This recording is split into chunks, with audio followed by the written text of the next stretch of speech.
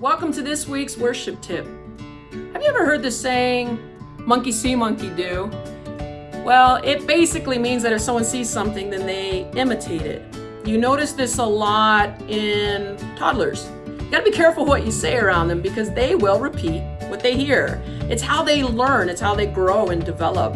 The same principle is told to us in Ephesians 5, verse 1. It says to be imitators of God, therefore, as his dearly loved children, and live a life of love as Jesus loved the church.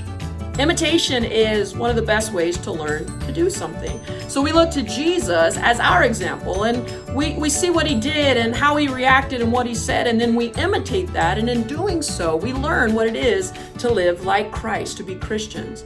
Well, the same principle applies to us in the worship ministry.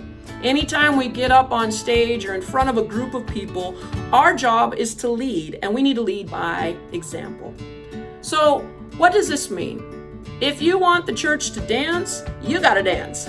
If you want the church to clap, you've gotta clap as a worship team. If you want them to lift their hands, then as a worship team, you should be lifting your hands. In fact, you can even instruct them. Lift your hands to the Lord.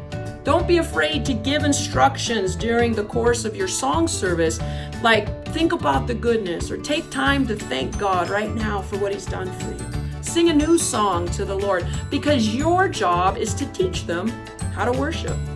I mean, worshiping God does not really come natural. It's something that we've got to learn and grow into. And our role as part of the worship team, whether you're the main vocalist, backup, instruments, we all lead by example.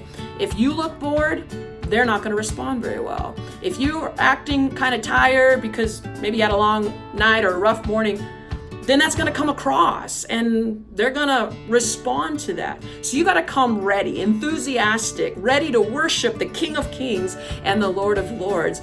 You've got to come showing them how amazingly beautiful it is to worship God together. So make sure that when you get up in front of people, whether on Sunday morning or small groups or other opportunities you might have to lead worship, you lead best when you lead by example.